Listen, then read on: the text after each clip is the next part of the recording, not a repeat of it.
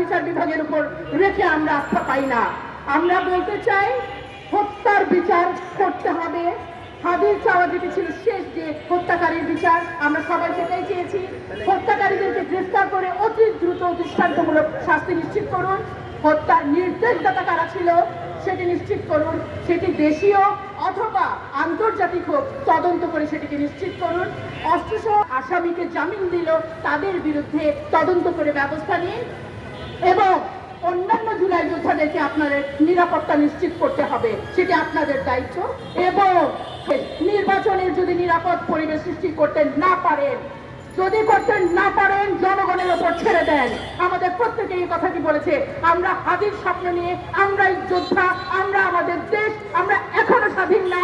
বারবার এক একটা রাজনৈতিক দল এই দেশটাকে পার্সোনাল প্রপার্টি করে ফেলেছেন। এখন নেতা বলেন, হিজাব বলেন, মাদ্রাসা বলেন, আমরা হাদির স্বপ্নে উজ্জীবিত। আমরা সবাই বাংলাদেশকে সার্বভৌমত্বের স্বাদ নিয়ে ছাড়বো এবং ইনশাল্লাহ আমরা নারীরাও আমরা পথে থাকবো। আমার